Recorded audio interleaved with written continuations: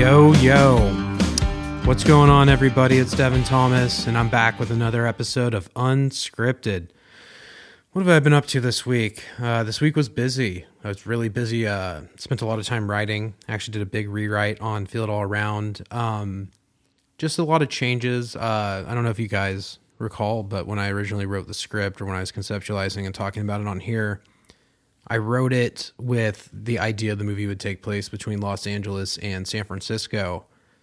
And then I had to go up to San Jose for a meeting, like a business thing. And when I was there, I just realized like San Jose is a great city and there's not really a ton of movies shot in San Jose. So I don't know. I connected with it. Stevie and I were both there together and we were both like, well, fuck, like there's something about San Jose. Like, and we spent quite a bit of time up there between just going to like events, concerts, or like actually visiting friends and family in the area. And there's a little bit of sentimental value up there as well. But like, I don't know, it's the home of the Silicon Valley.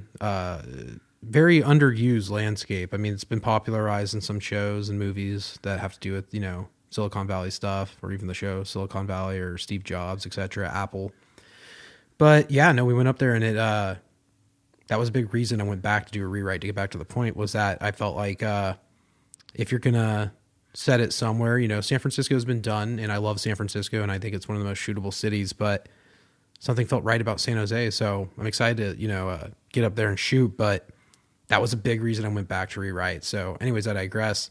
I've actually been spending more time focusing on the Los Angeles portion of the film, so that was something that really took up most of my week. And it's like, it's fine tuning at this point. Like the script and the story's there. It's the details, the things that really bring out the personality in the script, or, you know, character detail, things that people say in the movie. I think it's important that if they're making a reference or something that carries weight, it's always been something that's really important to me. I grew up watching a lot of like Quentin Tarantino and Kevin Smith movies, amongst many others. But one thing I noticed about Quentin Tarantino and Kevin Smith particularly is that their pop cultural references feel like you could be hanging out with your friends. They're so relatable. They're so on point. And I think that's something that modern cinema does, and some people do it very well, but it always gets me excited when I hear it, you know.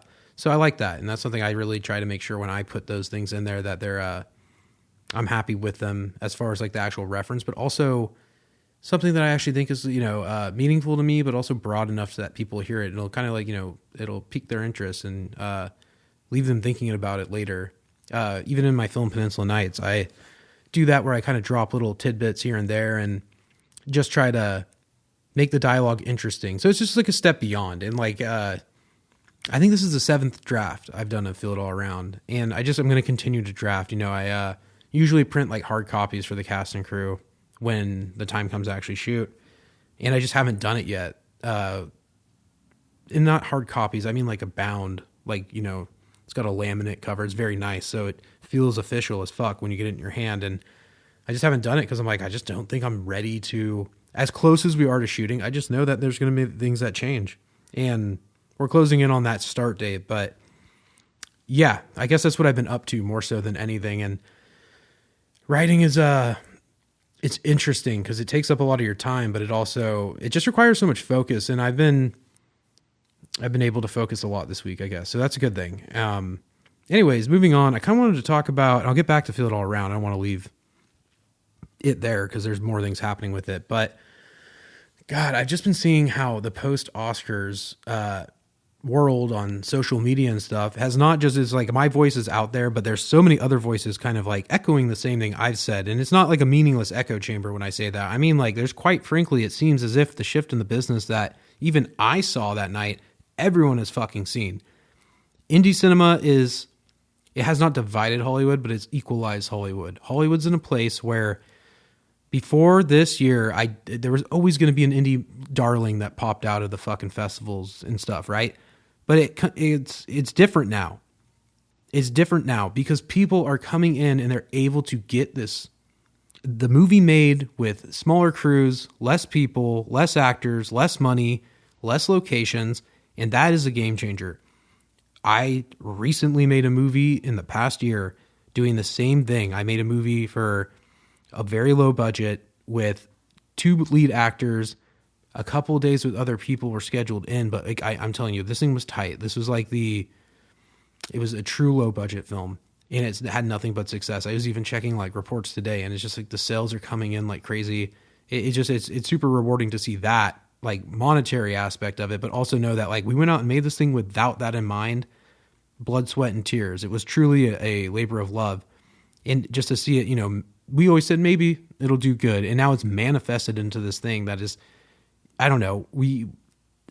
I've had this transformation where I don't feel like, oh, I'm just like on the outside looking in. I feel like I have climbed that Hollywood wall and I'm about to breach it. And it's a great feeling. And I think for any indie filmmaker, any actor, producer, writer, crew person, you go into, make something and your expectations are like, well, yeah, I hope this does good, or maybe it will. When it actually does, and you start seeing the gap between you and Hollywood close, it's really fucking weird and it's really fucking cool. And like, I think that's where I personally am at. I know that's where Stephen Ray Thomas and Christine Von Robbery are at. They've had a lot of, like social media success independently from just the film, but I think since doing the movie and it getting out into the world, it's just fucking really crazy. And I've been really feeling it lately. But that is, to get back to my point, Hollywood felt it. I'm feeling this big change. Other people are feeling it. It's getting echoed all throughout social media. The landscape of Hollywood has changed. The equalization is there. Indie is taking over. Indie has put Hollywood in a place where it can get the same quality. It can get the same results. There's pros and cons, but I think the big pros are those things. People can get into the game or get skin in the game because once again, it's not like somebody just goes out, buys a camera, and fucking makes a great movie. This is not how it works. There still needs to be the script. There still needs to be the good camera work. There still needs to be the good acting, the good producing, making sure somebody's there to make sure this thing all goes fucking right? But I don't know. I think that there's a lot of smart guys out there, guys like me. There's people that know they can fucking break down that Hollywood wall, and they're not taking no for an answer. A lot of us aren't going to wait to have somebody say like, oh, it's your turn. I certainly didn't. When I went out and made Peninsula Nights, I said, fuck it. I'm done waiting. I turned 30 and I was like, I'm done fucking waiting. I'm ready to play ball. Here we are, and there's going to be more people like me. There's going to be more people that go out there and try and make a film independently. Success depends on, whether that's good or not. I mean, I think everybody has a fair shake in this deal, but the Hollywood ecosystem is also changing because of this. I think that there will be a saturation. There will be a lot of fucking movies getting made, and you can go on Tubi or Crackle or all the other fucking, places you can actually access these films. But the difference is going to be this. There's going to be a lot of movies being made. The saturated market's going to pump out tons of movies from indie filmmakers, but it's like panning for gold. There will be good, there will be bad, and maybe there's more bad than good. Maybe there's more good than bad. That would be great. I don't think anyone would fucking complain. But now, some guy who can write a script or film a movie and go and make this shit on their own behalf in their free time, maybe buy a talented actor that is out of work and put him in it, that's really going to be their budget at that point. Once you get the gear and you're in place, positioned well to actually go out and make something, your real worry is like, well, how do I get this visible? Do I go out and do a big press tour? Do I attach a star to my film, etc.? I think that's really where it's coming down to. Now, how does this help Hollywood? Well, it helps the actors that maybe like, there might be the same 5 people on every short list in Hollywood, or 10 people, or 20 people, or they might be looking for the most popular influencer of the moment to put into a film, or the hottest actor at the moment, maybe the hottest pop star. They look for the person who's got the most visibility and the most attention at any given time. They're probably who's going to get into the big studio, well-funded IP movie that's going to just make a ton of money.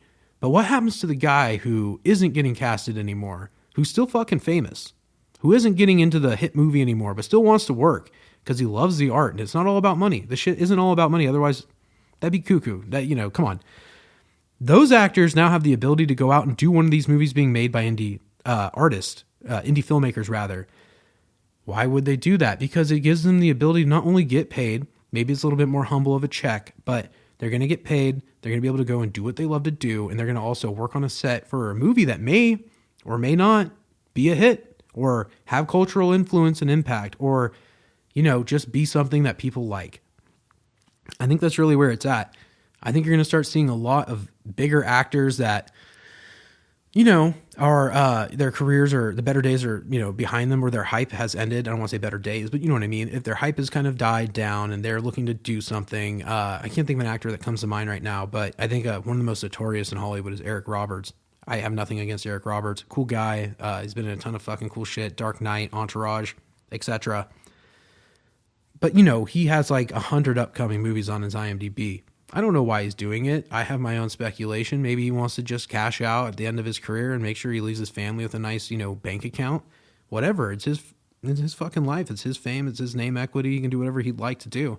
But I think it goes to show you that there's a lot of people in Hollywood that are like, they're past their prime in terms of maybe age, looks, or popularity, and they're down to do the, indie circuit and get paid. And I don't blame them. But what I'm saying is that, once again, equalizes the playing field. Well, why does your movie sell to a big distributor? Well, this guy actually went out with a great script, great crew, complete unknown, self-financed, and he bought a star for his movie, and it ended up being a fucking hit because it got visibility because of the star. I mean, what are you going to do when fucking you have a group of filmmakers in the indie scene doing that, and they're privately owning these films and taking all that money to the bank? Maybe they cash out with a distributor, or not cash out, but they get a distributor to do an equity deal where they give them a little cash or they market the movie. I think like Sean Baker with Anora. I know I've talked about this film quite a bit, but it's because it's a very unique film. I think they said they spent like $6 million or $8 million on the budget. I can't recall, but I said it in my last podcast. You can Google it. Spent $6 to $8 million on actually making the movie, and then $18 million on marketing it for the Oscar run. And they won. They won big. But the movie doesn't really have any stars in it. Mikey Madison, she is a star now, but before that, I mean, I still think she was extremely great and all that, but she had not had her peak popularity. She's not a Rachel Green, Jennifer Aniston, and Friends famous at this point in her career. I think now the visibility and attention she's getting from her massive success with Anora, as well as her other stuff with Tarantino and all that, but now with Anora, is just going to skyrocket her into relevance. This will be her big run of relevancy, and maybe it'll last a lifetime. I hope it does for her. She's awesome. But yeah, I guess that's what I'm saying, is that somebody might go out and make a movie with a star attached and end up having this like same ability to get the relevancy that they want because of having the movie have the right assets attached. But not only that, and maybe this is more of a self-gratification thing, is like doing it for a low budget. But yeah, I guess my point more so is that somebody's going to go out there and get a star or make a movie that is just fucking incredible on this low budget, and it's going to get the visibility it needs. Because I think that's the hardest thing at this point. How much attention can you get on your movie if you're using just indie actors? And that's not there's amazing indie actors, but how can you and a group of indie actors and a friend who's producing, or a great camera guy, or look, I'm a solo shooter, so I do have other actors on set, but really it's me and the actors. I film it. I got everything. I got my system. If we were really just getting another like star to be in a scene for maybe a day or two, or, in a few scenes to be like kind of an anchor. So at least we know we're good with what we're doing. It's not about quality at this point. It's about visibility. If myself and the actors and the producer, we all talk and we're like, hey, we're going to consider leveraging funds towards this person, it just increases our visibility. It gets you the press you need to get. It gets you the eyeballs you want seeing your film. I personally don't have anything against film festivals, but I spent a lot of money on Peninsula Nights. Actually, I was very weary, so I spent the right amount of money, I would say, on Peninsula Nights for film festivals. And, I was very disappointed with the film festival results. And it's no insult to film festivals. I just think that is political. And at this point, you'd be better off giving up some equity to a producer that wants to put their name on your film, and that will take your movie to market. And even if that market means I'm going to take your movie to Sundance or TIFF or wherever the hell, Cannes. It's just, I think it's really the name of the game. And I think once you start understanding, like, this is like, there's some politics involved with Hollywood as much as there is, art. It's a weird business, man. It's a really weird business. It's such a mix of just, the core of it is art. The core of it is filmmaking and acting and bringing all these elements together to make, make a movie. It's so simple. It sounds so simple when you say it like that, but really this business is anything but. And I guess that's the point I'm trying to get to is the gatekeeping power of Hollywood has existed for almost 100 years. You know, I think it's probably close to it, if not. And it really was quality. I just don't think people back in, you know, the 20s or 30s had the access to equipment like we have now. If somebody from that time had a time machine and came to 2025, their mind would be fucked. They'd be like, you can just go out and film on this thing. There's no film stock. Just a card that you put into a computer. What the hell's a computer? You don't need to get out a huge machine to cut all this shit. You don't need glue to tape the fucking celluloid together. The limitations, I mean, even just saying it out loud, the limitations are insane.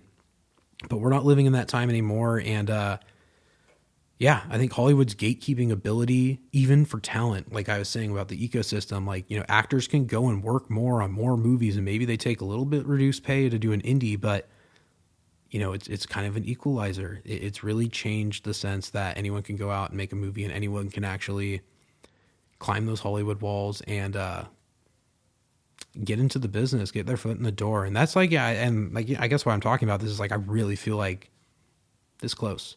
You know, this next movie, probably the first movie I'll make this year. I know I'll make another one before the end of the year. I've already talked with Stevie and it's, you know, we're going in guns blazing, no stop, full steam ahead.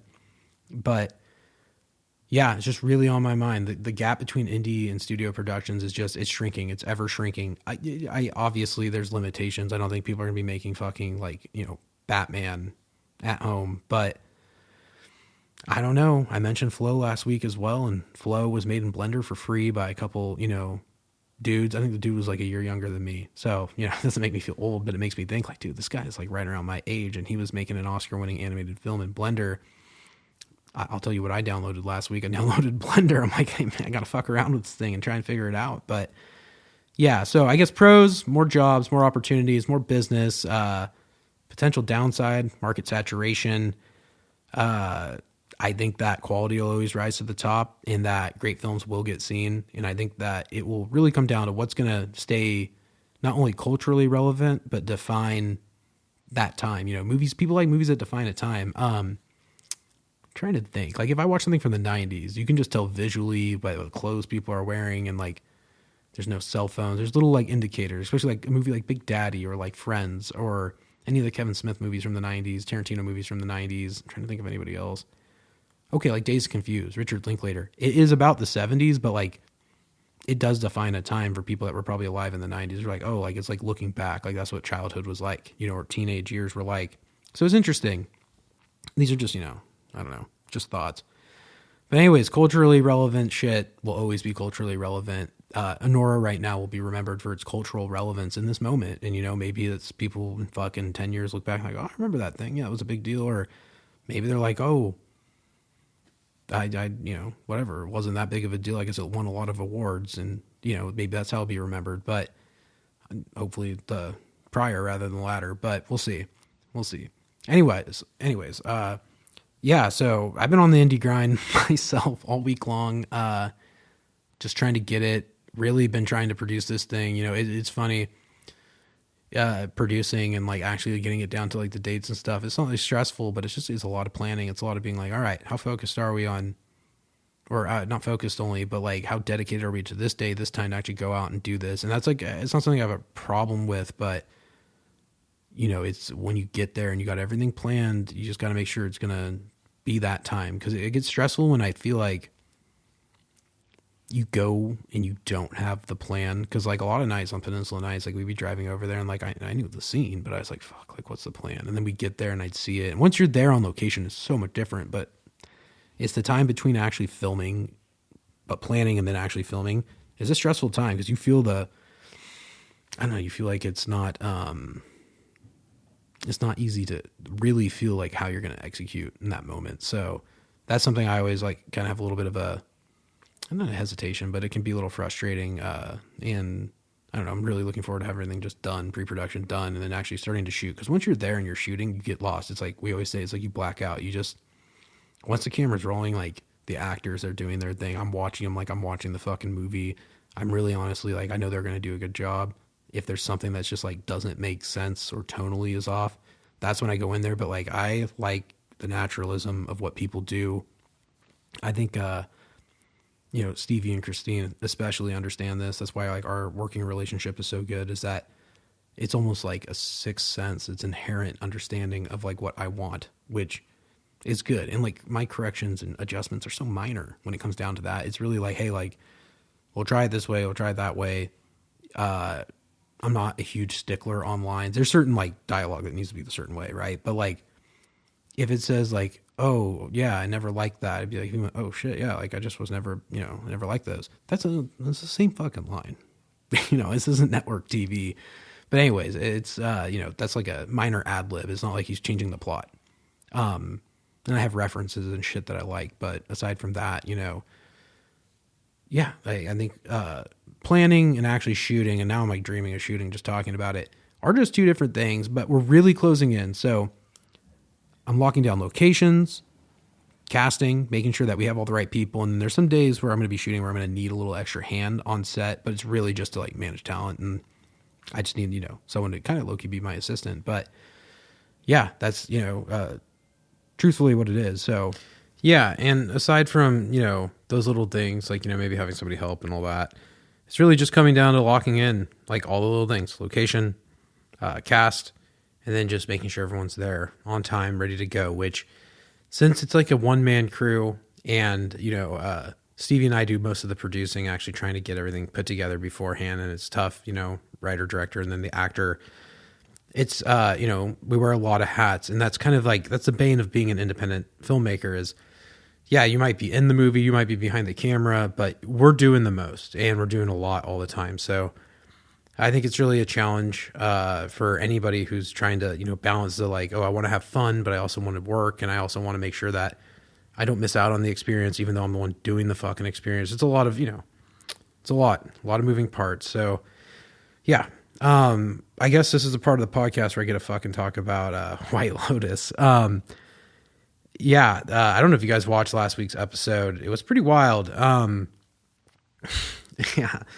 I never thought I'd see Mr. Malfoy go full frontal. That was a fucking shock.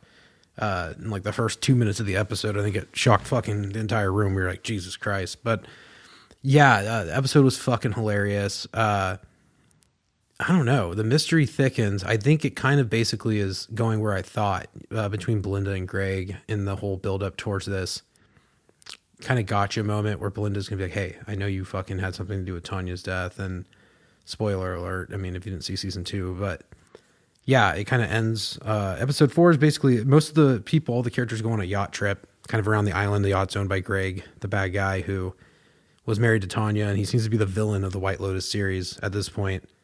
But Jason Isaac's family with like Schwarzenegger and the other kids, they all, and Parker Posey, the mom, they all head onto the yacht, and then Walton Goggins and his girlfriend's character get dragged on, and it's kind of a little bit of an odyssey. They get dragged out there and they're on the boat, and then some of the other characters are, you kind of get to know them. They get to know each other a little bit better, and it's a weird beat, but basically the adults all drink and party and talk. At this point, Jason Isaac's character, I can't remember their fucking names right now, but Mr. Malfoy's character is like kind of stealing his wife, Parker Posey's lorazepam, and he's kind of caught up on this these pills because it's helping him escape his financial problems with like the feds back home and this shell company he set up, like where he's getting screwed, and he kind of knows that his future isn't going to be too good when he gets back to the States. So he's been just popping pills and trying to, kind of make it through the trip. And yeah, it's just a funny episode. The parents just kind of go a little overboard on getting fucked up, and then the kids, you can tell, are really having a good time, just, enjoying themselves on the actual island, or on the yacht rather, cruising around the islands and beaches. And by the end of the night, they want to stay on the boat. So some of the characters are staying on the boat to party and go to like some fucking, I think it's like a Harvest Moon party. And then Walton Goggins tells his lady, he's like, hey, I'm going to Bangkok. And then the parents go back to the hotel with the daughter, like Jason Isaacs and Parker Posey, their daughter goes with them, and they're kind of splitting up. But you can tell it's like, I think this is episode 4. So I don't know how many episodes a season is. Usually a season of like HBO is like 8. I think last White Lotus was 7. But you can tell we're getting to like, I wouldn't call it climactic, but like in that arena of climactic moment. We're going to see some like probably big moments happen. So it's been fun to watch. I mean, I hate to say it. There's so many shows, but not all of them really grip my attention. And like White Lotus is the one that I probably look forward to the most right now. I'm trying to think of another show, but I'm not really following another show right now. I'm waiting for the next season. I mean, maybe Fallout. Fallout was really good. Wednesday was good for one of these bigger budget films, especially a Netflix production that really was like gripping and, I mean, gripping, but also it was just quality. Like Wednesday was fun. I had a great time watching it. I love Tim Burton. Tim Burton fucking is amazing. And he did exactly what he does in the movie and a show with Wednesday. And I thought that was really fucking cool. But yeah, White Lotus is a slow burn, but I think we're getting to an explosive moment. That fuse is lit and that big powder keg of dynamite, it's coming. I think this episode or next, we're going to see some big fucking shit happen. So anyways, guys, it's Saturday night. I think that's about all I got. I'm going to go fucking chill, enjoy myself, take a little power lap around the neighborhood in the car. I don't know, take a walk, do something. Anyways, I'm Devin Thomas, and this is another episode of Unscripted. Have a good weekend, guys.